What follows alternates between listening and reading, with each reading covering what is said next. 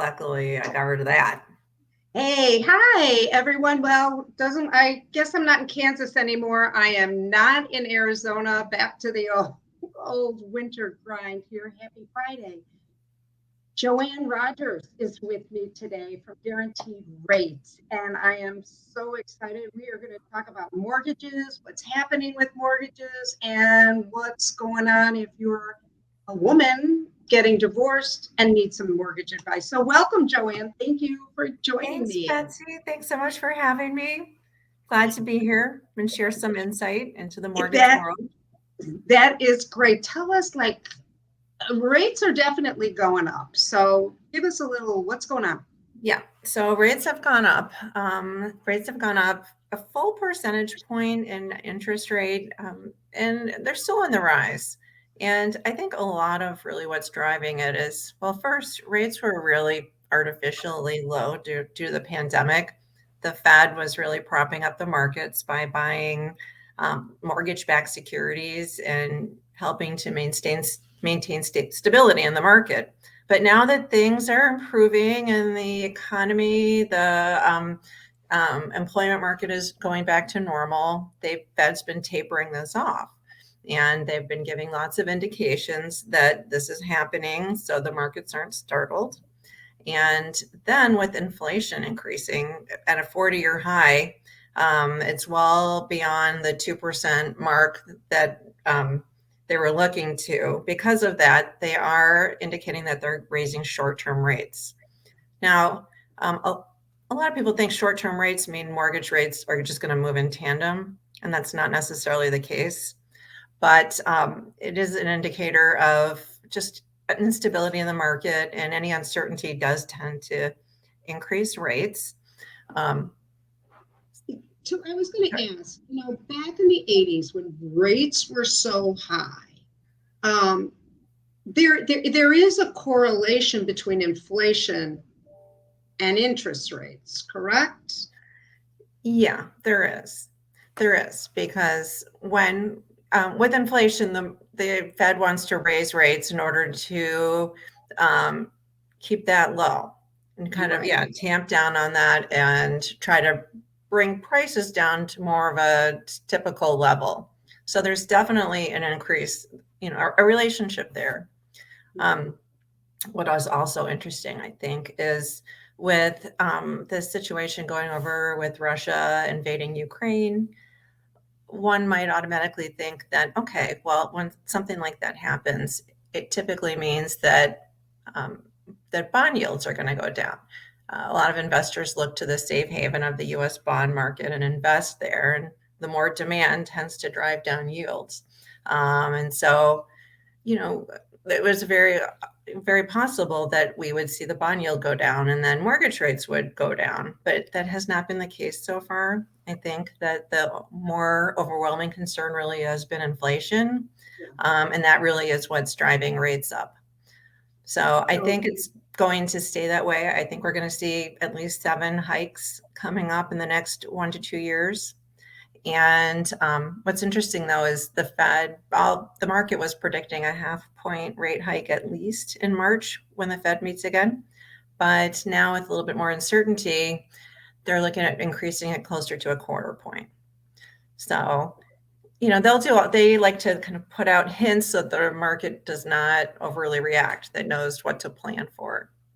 And so I would plan for that. I certainly tell my clients, lock now. Don't try to outplay the market. Lock now. Worst case, you have your worst case rates, and if they go down, we can look to renegotiate with the investor. Fannie Mae, Freddie Mac, they both offer that opportunity. But don't try to outplay the market, because it's just there's too many external factors affecting rates right now. That's absolutely true. And, I think that's a lesson in buying real estate and in your mortgage.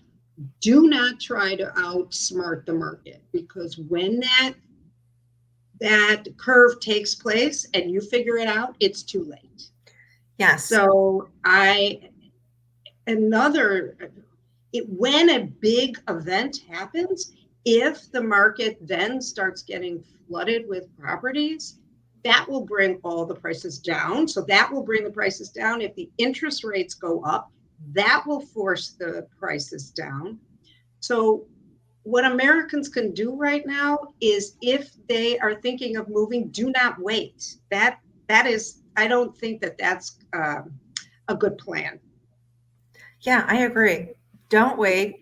Hop into the market when you can. And believe me, if rates do go down in the future, if you don't have an opportunity to renegotiate before you close, certainly I and any loan officer would be calling you to refinance and later on if the market does come to improve.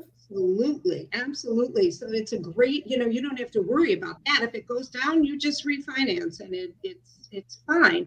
But when you're trying to get in, do not wait for them to go up. Yeah, I've watched plenty of clients try to wait, just let's wait a day and see, and then they're kicking themselves. They wish they had just taken the advice and not waited.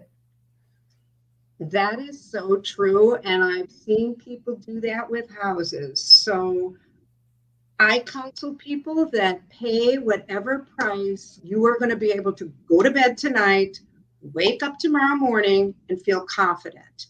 But if you start trying to outthink the market, you're going to be sorry. I have one woman that years ago could have sold her house for several million.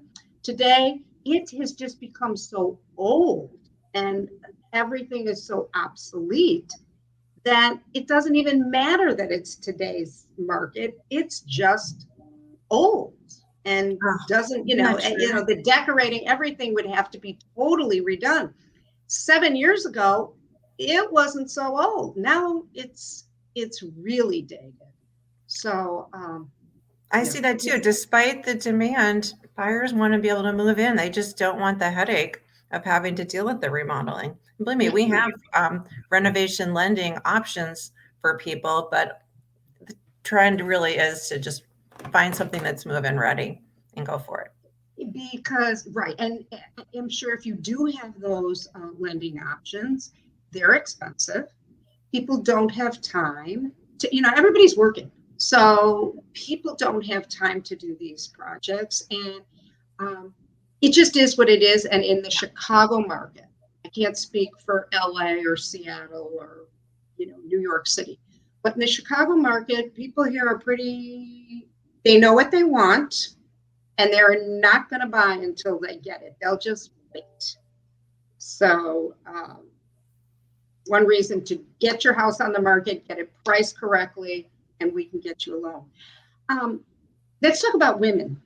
Sure. Women getting divorced. And in fact, this client that I'm discussing, she was very wealthy, but she couldn't get a loan.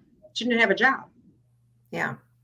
Um, if a client is divorced and they are looking to buy a home, it is essential that they have a legal court order, either a divorce decree, a marital separation agreement, something that is where their ex-spouse is legally obligated to pay. They must have that in hand. And not only do they need to have that in hand, they need to document at least 6 payments that are according to the schedule. It can't be less, it can't be intermittent. It must be in alignment with the court order. Otherwise, uh, the investors, such as Fannie Mae, Freddie Mac, they feel that without that, then the income is deemed unreliable and unstable, and they will not lend. So it is essential to be able to do that and to be able to track it easily. So what I'm hearing you say, if you are getting alimony, or can it be child support? It has to be alimony. Sorry? Can it be child support, or does it have to be Absolutely. You can use child support, but we will document the ages of the children because we need to show that there's continuance for at least 3 years. okay? So it might be getting the child's birth certificate and comparing it to what is the court ordered required payments in the divorce decree. So this is really important to know. Number one, document those so that you have in your checking account, people can see this is the amount on the first of the month. It came in next month, first of the month. and you have a corresponding document, can be child support or alimony. Make sure you have at least 6 months. It's really important. What about if you have assets? Say you have $3 million. Can you show that you're taking income every month off those assets? You can, and in fact, as interest rates have gone up, I've seen a lot of lenders get a little bit more creative in their product offerings, and a lot more are offering asset-based income. It does have to be fairly significant though, because what most do is they'll divide that by 120 payments. So they'll take whatever's in that asset and divide it, and then that divided by 120, and then that's the monthly payment that they'll give you for qualifying income. Okay. So that's certainly one way to do it. You do need significant assets to do that.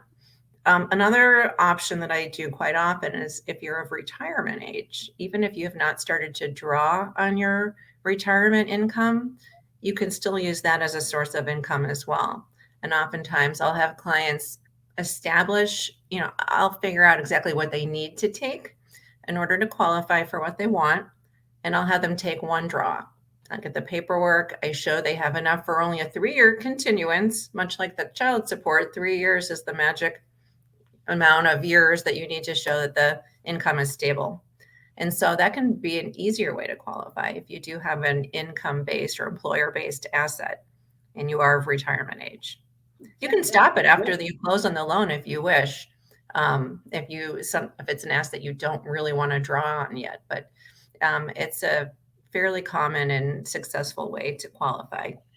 So are you talking about like an employment asset, like a 401k? Exactly. Okay. Exactly. Okay. So could that be any retirement fund if you're self-employed? Mm-hmm. Absolutely. Any retirement fund, it just has to be you have to be of retirement age, and it has to be income based. But any retirement fund that falls into those categories can then be used.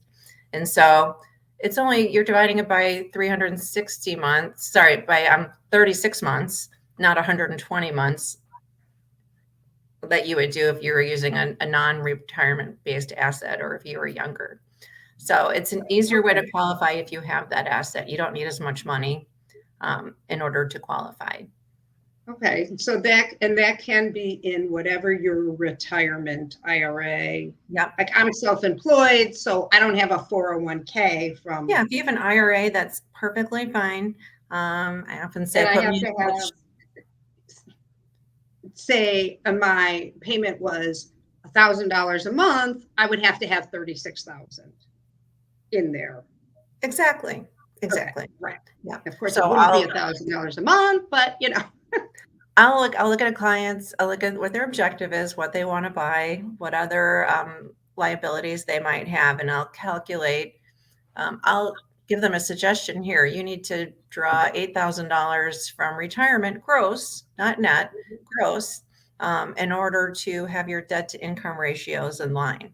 So do it one time. You can continue it or you can discontinue it after we close, but this is the requirement that investors have, is to see that it is set up and you have received a deposit. So that's great to know. One last question. You mentioned this. You do have loans for construction, for people to do work in their homes, or how does that work? We do. We have Guaranteed Rate has several different lending products. Most recently, we can do VA renovation loan lending. So we've got FHA programs. The one that people are most familiar with is the limited 203K, where you can borrow up to $50,000 and you don't have to have a HUD consultant, or there's less oversight, which also leads to less costs. But certainly you can have an FHA program, you can have a VA program. Fannie Mae offers them. And now with the higher 2022 conforming loan limits, which went up quite significantly from 2021, you really can borrow a fair amount of money towards renovations. And we're number 2 in Illinois. We have dedicated teams to do renovation loans. And I'm actually a certified renovation consultant.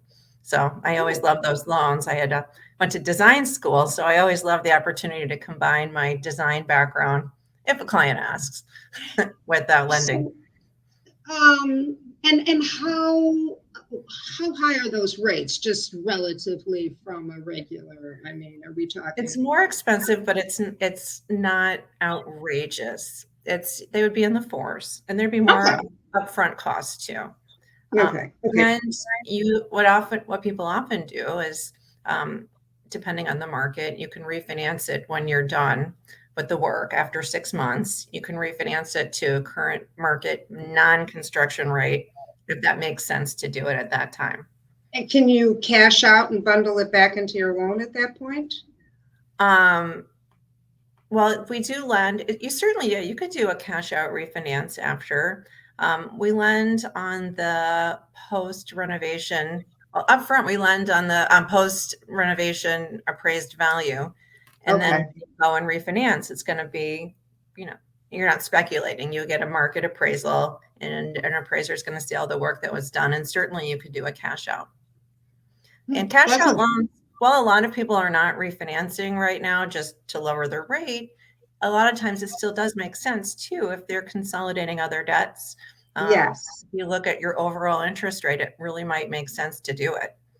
Yes, because if you have credit card debt or some other Absolutely. debt, if you can cash out and get it down to uh, even a 4% is a lot better than if you're paying a credit card debt. Yeah, credit cards could be over 20%. And then you can Exactly. look at student loan payments too. It just might be a way to consolidate debt and lower your overall payment.